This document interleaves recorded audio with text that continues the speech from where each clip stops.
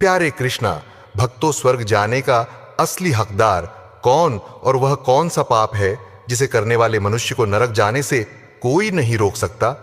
आज एक प्राचीन कथा के माध्यम से हम आपको बताने का प्रयास करेंगे कि पूजा पाठ, दान, धर्म, जप तप आदि प्रकार के करोड़ों पुण्य के काम करने के बाद भी कुछ मनुष्य नरक में ही क्यों जाते हैं, तथा अत्यधिक घोर पाप करने पर भी कुछ मनुष्य को स्वर्ग की प्राप्ति किस पुण्य के कारण मिलती है।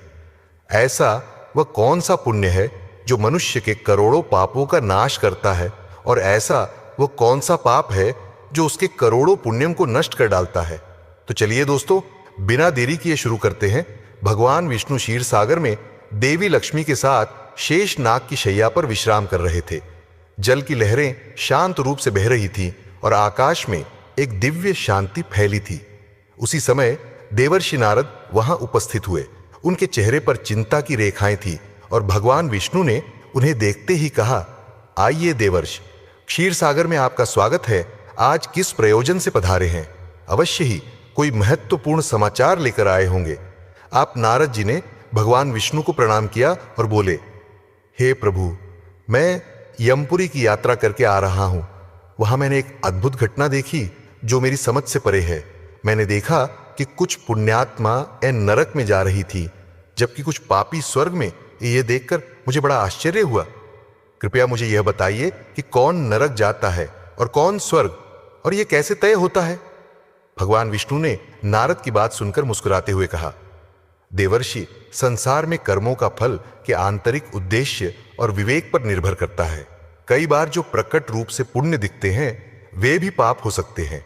इस विषय में एक प्राचीन कहा जाता है जो आज मैं आपको सुनाता हूं। इस कथा को सुनकर आपको आपके सभी प्रश्नों के उत्तर मिल जाएंगे। इसीलिए आप इस कथा को ध्यान से पूरा अवश्य सुनिए। जो भी इस कथा का श्रवण करता है उसके कोटि कोटि पाप नष्ट होते हैं और उसे विष्णु लोक की प्राप्ति होती है। देवर्षि कहते हैं, हे प्रभु, आपके मुख से इस कथा को सुनना मेरा सौभाग्य है। मैं इस कथा को ध्यान से पूरा अवश्य सुनूंगा और इसका प्रच करूंगा। फिर भगवान विष्णु नारद जी को वह कथा सुनाने लगते हैं। यह कथा अत्यंत ज्ञानवर्धक है। इस कथा में मनुष्यों द्वारा किए जाने वाले पाप और पुण्यों का वर्णन किया गया है तथा उसके आधार पर मिलने वाली सजाओं के बारे में बताया है। इसीलिए प्रत्येक मनुष्य को यह कथा ध्यानपूर्वक सुननी चाहिए। आधा अधूरा ज्ञान घातक होता है। इसीलिए दोस्तों, आप इस कथा को पूरा अवश्य सुनिए। तो चलिए आपको सुनाते हैं वह कथा। भगवान विष्णु कहते हैं, हे देवर्षि, पूर्व काल की बात है। मध्य देश के एक नगर में एक ही समय पर 5 मनुष्यों की मृत्यु हो जाती है और वे सभी मृत्यु के पश्चात यमलोक में पहुंच जाते हैं। यमलोक पहुंचने पर वहां का दृश्य देखकर वे सभी भयभीत हो जाते हैं। उनका अंग अंग कांपने लगता है। यमलोक में विशालकाय आकार वाले यमराज सुवर्ण से बने सिंहासन पर विराजमान होते हैं। उनके पास चित्रगुप्त बैठे होते हैं, जिनके पास सभी प्राणियों का लेखा जोखा रखा हुआ है। यम के दूत प्राणियों को आगे धकेल रहे होते हैं। कुछ मनुष्य जोर जोर से विलाप कर रहे होते हैं तो कुछ मनुष्य अत्यंत प्रसन्न होकर चल रहे होते हैं। स्वर्ग के द्वार से सुंदर प्रकाश दिखाई पड़ रहा होता है तो वही नरक के द्वार से धधकती हुई अग्नि की ज्वाला दिखाई पड़ रही होती है। इस भयानक दृश्य को देखकर वे पांचों एक दूसरे से बात करने लगते हैं और अपने अपने पाप के विषय में चर्चा कर रहे होते हैं।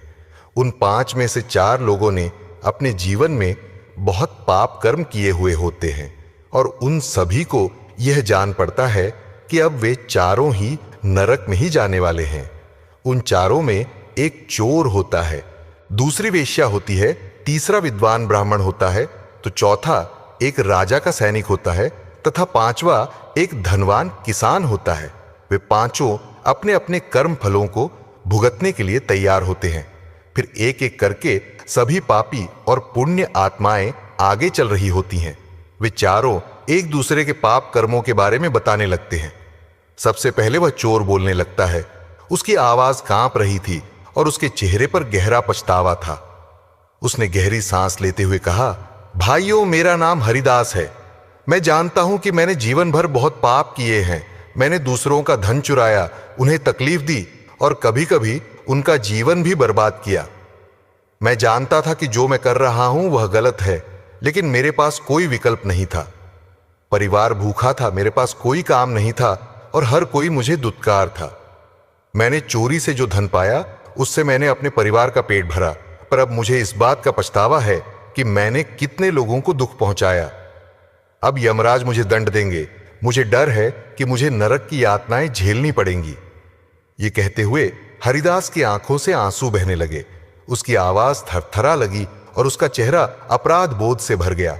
इसके बाद कमलिनी, जो एक वेश्या थी, अपनी व्यथा व्यक्त करने लगी। उसकी आवाज में भी दर्द और ग्लानि थी। उसने गहरी उदासी के साथ कहा, मेरा नाम कमलिनी है। मैं जानती हूं कि शास्त्रों के अनुसार जो स्त्री कई पुरुषों से संबंध बनाती है उसे नरक में भेजा जाता है, लेकिन मैंने यह सब जानबूझकर नहीं किया। जब मैं छोटी थी, एक दुष्ट व्यक्ति ने मुझे जबरदस्ती उठाकर वेश्या बना दिया। मेरी इच्छा नहीं थी कि मैं यह जीवन जीऊं। मैं चाहती थी कि मैं किसी सम्मानजनक जीवन में होती, लेकिन मेरे पास कोई रास्ता नहीं था। मैंने ना चाहते हुए भी वह सब सहा जो मेरे साथ हुआ। अब मुझे नहीं पता कि मेरे इन पापों का क्या होगा। मुझे यह भी नहीं पता कि अगले जन्म में मुझे किस रूप में जन्म लेना पड़ेगा। मैं नरक जाने के लिए तैयार हूं, क्योंकि मैंने जो कुछ किया उसकी कोई माफी नहीं हो सकती। कमलिनी की आंखों से आंसू बहने लगे। उसकी आत्मा में गहरा दर्द था, मानो वह अपने पूरे जीवन का भार अपने कंधों पर महसूस कर रही हो। उसकी आंखों में वह पीड़ा झलक रही थी जिसे उसने सालों तक छुपाए रखा था। फिर सूर्य केतु, जो राजा का सैनिक था, उसने बोलना शुरू किया। उसकी आवाज भारी और उदास थी, मानो उसे अपने जीवन के पापों का एहसास हो रहा हो। उसने दुख भरे स्वर में कहा, भाई, मेरा नाम सूर्य केतु है। हम चारों में सबसे बड़ा पापी तो मैं ही हूं।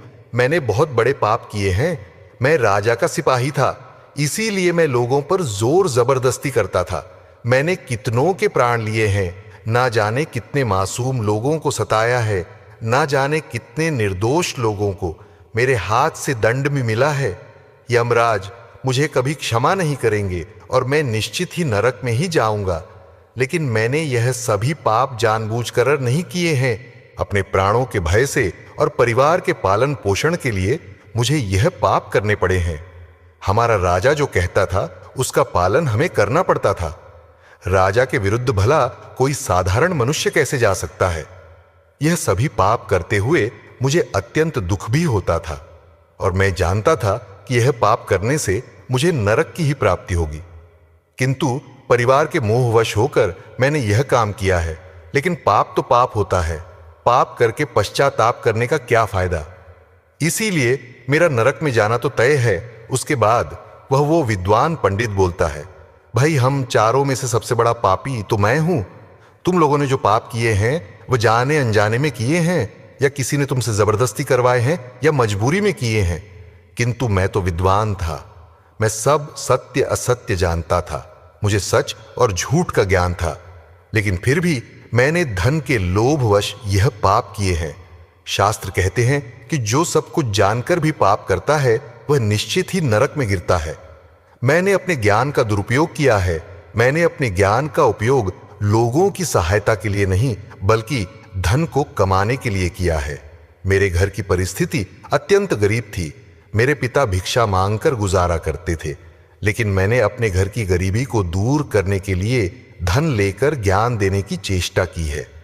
शास्त्र कहते हैं, जो विद्वान ब्राह्मण अपने ज्ञान का दुरुपयोग करता है उसे निश्चित ही नरक में जाना पड़ता है। मैंने लोगों को ज्ञान देने के बदले में उनसे धन लिया है, कभी किसी को मुफ्त में ज्ञान नहीं दिया। इसीलिए आप चारों में सबसे बड़ा पापी तो मैं ही हूं और मुझे ही नरक में जाना पड़ेगा। वाचस्पति के चेहरे पर पश्चाताप की गहरी लकीरें साफ दिखाई दे रही थीं। उसकी आंखों में आंसू थे और उसका सिर शर्म से झुका हुआ था। वह अपनी आत्मा के बोझ से टूट चुका था। इन चारों की बात सुनकर महिपाल, जो एक घमंडी किसान था, हंसने लगा। उसके चेहरे पर घमंड और अहंकार साफ दिख रहा था। उसने ताने मारते हुए कहा, तुम चारों तो इतने बड़े पाप हो कि तुम लोगों को नरक में जाना ही पड़ेगा। तुम लोगों ने घोर पाप किए हैं और इसीलिए यमराज तुम लोगों को कभी माफ नहीं करेंगे। यहां पर मौजूद मैं अकेला ही सबसे अधिक पुण्यवान हूं। मैंने अपने जीवन में बहुत पूजा पाठ किया है, ब्राह्मणों को दान दक्षिणा दी है, मैंने मृत्यु से पूर्व गाय का दान भी किया है, और अब मेरे सभी पुत्र पौत्र मेरी आत्मा की मुक्ति के लिए बड़े कार्यक्रम का आयोजन कर रहे हैं। वे मेरे लिए श्राद्ध दान तर्पण कर रहे हैं, यज्ञ कर रहे हैं। इसीलिए मैं सबसे अधिक पुण्यवान हूं। मेरी 3 पत्नियां और 10 पुत्र हैं। इतने लोग मेरी मुक्ति के लिए उपाय कर रहे हैं। और हां, मैंने अपने जीवन में कभी कोई पाप नहीं किया है, और जाने अनजाने में किए भी होंगे तो मेरे पुत्रों के श्राद्ध आदि के कार्यों द्वारा मेरे पाप भी नष्ट हो जाएंगे। मैं नित्य देव पूजा करता था, मंदिर जाता था, पर आए अतिथियों को भोजन कराता था। इसीलिए मुझे पूरा विश्वास है कि यमराज मुझे नरक में नहीं डालेंगे और मुझे मोक्ष की प्राप्ति निश्चित ही होगी। फिर वे पांचों धीरे धीरे आगे बढ़ने लगते हैं, और फिर जब उनका समय आता है तो उन पांचों के पाप और पुण्य के कर्मों का मूल्यांकन किया जाता है। सबसे पहले बारी आती है उस चोर की, जिसका नाम हरिदास था। हरिदास का हिसाब किया गया। चित्रगुप्त ने उसके कर्मों का लेखा जोखा निकाला और यमराज ने उसका पाप पुण्य का मूल्यांकन किया। कुछ समय तक विचार करने के बाद यमराज ने निर्णय लिया कि हरिदास को स्वर्ग का मार्ग प्राप्त होगा। यह सुनकर हरिदास आश्चर्यचकित हो गया। उसकी आंखों में विश्वास नहीं हो रहा था कि उसे स्वर्ग में स्थान मिलेगा। वह प्रसन्नता से स्वर्ग के द्वार की ओर बढ़ गया। इसके बाद कमलिनी की बारी आई। चित्रगुप्त ने उसके कर्मों का लेखा जोखा निकाला और यमराज ने उसके पाप पुण्य का मूल्यांकन किया, और कुछ देर तक विचार करने के बाद उसके पाप पुण्य का मूल्यांकन करके यमराज उसे भी स्वर्ग में जाने के लिए कहते हैं। यह सुनकर कमलिनी की आंखों में आंसू आ गए। उसे यकीन नहीं हो रहा था कि उसकी इतनी बड़ी गलती के बाद भी उसे स्वर्ग में स्थान मिलेगा। वह आभार से भरी हुई बिना कुछ कहे स्वर्ग के द्वार की ओर चल पड़ी। फिर तीसरी बारी आती है उस सिपाही की, जिसका नाम सूर्यकेतु था। चित्रगुप्त ने उसके भी कर्मों का हिसाब किया और यमराज ने उसका पाप पुण्य का मूल्यांकन किया। कुछ देर विचार करने के बाद यमराज ने उसे भी स्वर्ग में भेजने का आदेश दिया।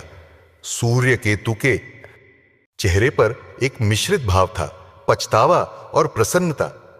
उसने अपने जीवन में किए गए पापों का दुख महसूस किया, परंतु वह भी प्रसन्नता के साथ स्वर्ग की ओर चल पड़ा। फिर चौथी बारी आती है उस विद्वान ब्राह्मण की, जिसका नाम वाचस्पति था। चित्रगुप्त उस ब्राह्मण के कर्मों का लेखा जोखा निकालते हैं और कुछ देर तक विचार करते हैं। फिर यमराज उस ब्राह्मण को भी स्वर्ग में जाने के लिए कहते हैं। फिर वह विद्वान ब्राह्मण विचार करता है, मैंने तो पाप किया है, फिर मुझे क्यों स्वर्ग में भेज रहे हैं। वाचस्पति को भी यह निर्णय आश्चर्यचकित कर गया, परंतु उसने इसे स्वीकार किया और वह भी स्वर्ग की ओर बढ़ गया। उन 4 को स्वर्ग में जाता देख वह धनवान किसान बहुत दुखी और क्रोधित हो जाता है। वह सोचने लगता है कि यह कैसा न्याय है, इन पापियों को स्वर्ग जाने का मौका मिल रहा है, फिर मैंने जो पुण्य के काम किए हैं उनका क्या। पापी और पुण्यवान एक ही जगह पर डाले जाएंगे तो पुण्य करने का फायदा ही क्या।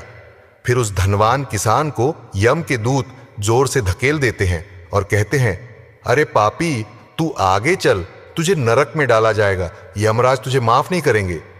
यह सुनकर वह धनवान किसान भयभीत हो जाता है और कहने लगता है, मैं तो स्वर्ग में जाऊंगा, मैंने कोई पाप नहीं किया है। फिर वह धनवान किसान यमराज के सामने आकर खड़ा हो जाता है। चित्रगुप्त उसके कर्मों का लेखा जोखा देखते हैं और उसके पाप पुण्य के कर्मों का मूल्यांकन करते हैं, तो उसके पाप का पलड़ा भारी हो जाता है और यमराज उस धनवान किसान को कहते हैं, अरे दुष्ट, ओ तूने तो बहुत बड़ा अपराध किया है, तू तो नरक में जाने के ही योग्य है। इतना सुनते ही वह किसान थर-थर कांपने लगता है और यमराज से कहता है, हे धर्मराज, यह अन्याय है। मैंने तो जीवन में कोई पाप नहीं किए हैं और पुण्य ही किए हैं। आप मुझे नरक में क्यों डाल रहे हैं? और मुझसे पहले जो 4 लोग गए थे वे तो घोर पापी थे, उन्होंने बड़े बड़े पाप और अपराध किए हैं, उन्हें तो आपने स्वर्ग में डाल दिया है। आप ऐसा अन्याय मेरे साथ क्यों कर रहे हैं? अगर ऐसा अन्याय होगा तो भले कौन सा मनुष्य धरती पर पुण्य करेगा। फिर यमराज कहते हैं, अरे पापी, तूने जो पाप किया है वह तो उन 4 के पापों के सामने कुछ भी नहीं है। तेरे एक पाप के कारण तेरा सारा पुण्य फल नष्ट हो गया है। यदि तूने यह पाप नहीं किया होता तो तू स्वर्ग में जा सकता था, लेकिन तूने यह पाप जानबूझकर किया है, इसीलिए तुझे नरक में अवश्य जाना पड़ेगा। राज ने कहा। हरिदास ने अपने जीवन में चोरी की थी, परंतु उसने कभी किसी गरीब या निर्दोष व्यक्ति के घर चोरी नहीं की। वह केवल उन लोगों के घर चोरी करता था जो अमीर और अहंकारी थे। उसने अपने द्वारा चुराए गए धन का अधिकांश हिस्सा गरीबों और भूखों को भोजन कराने में खर्च किया। हरिदास का हृदय दयालु था और उसने अपने जीवन में कई भूखों को अन्न और पानी दिया है। उसके यह पुण्य उसके पापों से बड़े थे, इसलिए उसे स्वर्ग का मार्ग प्राप्त हुआ। यह सुनकर महिपाल ने सिर झुकाया। उसकी आंखों में पछतावा दिखने लगा, लेकिन यमराज ने उसे अधिक समय दिए बिना आगे कहा, हे दुष्ट, वह कमलिनी वेश्या थी, परंतु उसने यह पाप जानबूझकर नहीं किया। उसे जबरन वेश्यावृत्ति में धकेला गया था, लेकिन उसने अपने जीवन के अन्य समय में पशु पक्षियों और बेसहारा जानवरों की सेवा की। उसने हर रोज पक्षियों को दाना डाला और घायल जानवरों की देखभाल की। उसकी आत्मा में करुणा थी और उसके यह पुण्य उसके जीवन के पापों से अधिक थे, इसलिए उसे भी स्वर्ग में स्थान मिला। फिर यमराज ने कहा, उस सिपाही सूर्यकेतु ने अपने जीवन में अनगिनत लोगों के प्राण लिए हैं, परंतु वह अपने राजा के आदेशों का पालन कर रहा था। उसने कई बार अपनी आत्मा को यह समझाने की कोशिश की कि जो वह कर रहा है वह गलत है, लेकिन अपने परिवार की सुरक्षा और पेट पालने के लिए उसने यह काम किया। परंतु इसके बावजूद उसने कई बेसहारा लोगों की सहायता की। उसने कई बार गरीबों को भोजन कराया और अपने के पापों का पश्चाताप भी किया। इसीलिए उसके पुण्य उसके पापों से अधिक निकले और उसे भी स्वर्ग प्राप्त हुआ। महिपाल अब और भी अधिक शर्मिंदा हो गया। उसकी आंखों में पश्चाताप के आंसू थे, लेकिन यमराज ने उसे अपने अंतिम निर्णय के लिए तैयार किया। यमराज ने कहा, उस ब्राह्मण वाचस्पति ने अपने ज्ञान का दुरुपयोग किया था। उसने धन के लोभ में आकर अपने शास्त्रों के ज्ञान का व्यापार किया, परंतु उसने अपने जीवन में कभी किसी को मुसीबत में नहीं छोड़ा। उसने निर्धनों की सहायता की, गौ सेवा की और अपनी विद्या के माध्यम से कई लोगों का उद्धार किया। उसके यह पुण्य उसके पापों से बड़े थे, इसलिए उसे भी स्वर्ग का मार्ग प्राप्त हुआ। इतना सुनकर वह धनवान किसान बोलता है, हे धर्मराज, इन चारों ने जो भी पुण्य किए हैं वह तो मैंने भी किए हैं, बल्कि उनसे ज्यादा किए हैं। फिर भी मैंने ऐसा कौन सा पाप किया है जो मुझे नरक में भेजा जा रहा है।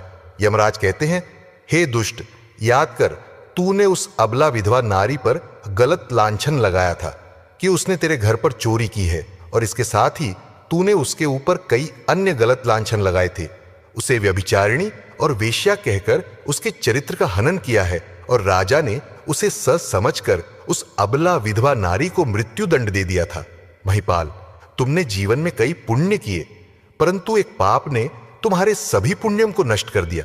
तुम्हारा झूठा आरोप वह निर्दोष स्त्री पर जिसने उसकी जान ले ली, वह तुम्हारे सारे पुण्यों का विनाशक बना। मनुष्य के पुण्य और पाप दोनों ही उसके कर्मों का फल होते हैं, लेकिन दूसरों पर झूठे आरोप लगाने का पाप सबसे बड़ा होता है और इसका प्रायश्चित नहीं हो सकता, इसलिए तुम्हें नरक जाना होगा। महिपाल अब भयभीत हो गया। उसने कांपते हुए कहा, परंतु मैंने ऐसा जानबूझकर नहीं किया था। मुझे नहीं पता था कि मेरे इस आरोप से उसकी मृत्यु हो जाएगी। मैं केवल अपने धन की रक्षा कर रहा था। यमराज कहते हैं, हे पापी मनुष्य, ब्रह्म हत्या, चोरी, मदिरापान आदि प्रकार के घोर पापों से भी प्रायश्चित करके मुक्त हो सकता है, किंतु दूसरों पर गलत लांछन लगाने पर कोई प्रायश्चित नहीं है।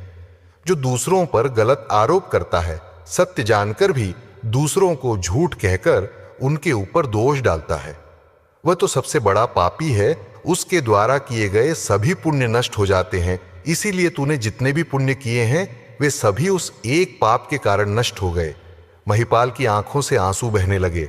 उसकी आवाज कांप रही थी जब उसने कहा, हे धर्मराज, मैंने अपने जीवन में अनेकों दान किए, देवताओं की पूजा की, ब्राह्मणों की सेवा की, परंतु यह एक पाप जिसे मैंने सोचा भी नहीं था कि इतना बड़ा होगा, मेरे सारे पुण्य नष्ट कर देगा। क्या कोई प्रायश्चित नहीं है जिससे मैं इस पाप से मुक्त हो सकूं? यमराज ने उसे कठोरता से देखा और कहा, नहीं महिपाल, तुमने अपने जीवन में उस निर्दोष स्त्री पर जो आरोप लगाए थे, उनका परिणाम यह है कि तुम्हारे पुण्य सभी नष्ट हो गए। अब तुम्हें नरक की यातनाओं का सामना करना पड़ेगा। फिर यमराज यमदूतों को कहकर उस पापी किसान को नरक ले जाने के लिए कहते हैं। महिपाल यमराज के इस कठोर निर्णय से टूट चुका था। वह रोता बिलख यमदूतों द्वारा नरक की ओर ले जाया जाने लगा। उसके मन में केवल पछतावा और ग्लानि थी। हे देवर्षि, इस प्रकार से उन चारों ने पाप करके भी उन्हें स्वर्ग की प्राप्ति हुई है, किंतु उस किसान ने जघन्य अपराध किया है। किसी अबला स्त्री पर गलत लांछन करके उसका चरित्र हनन किया है। एक स्त्री सदा ही पूजनीय है। जो भी पुरुष स्त्री पर गलत आरोप करता है उसे महापाप लगता है। कभी किसी स्त्री की दुर्बलता का फायदा नहीं उठाना चाहिए। पराई स्त्री को सदैव ही माता समझना चाहिए। जो पराई स्त्रियों पर गलत दृष्टि डालता है उसे पाप ही लगता है। जो विधवा दुखिया स्त्री को सताता है उसे नरक में जाना पड़ता। मनुष्य को कभी सत्य का मार्ग नहीं छोड़ना चाहिए। सत्य के मार्ग पर चलकर ही स्वर्ग की प्राप्ति होती है। असत्य का साथ देने से मनुष्य के सभी पुण्य भी नष्ट हो जाते हैं।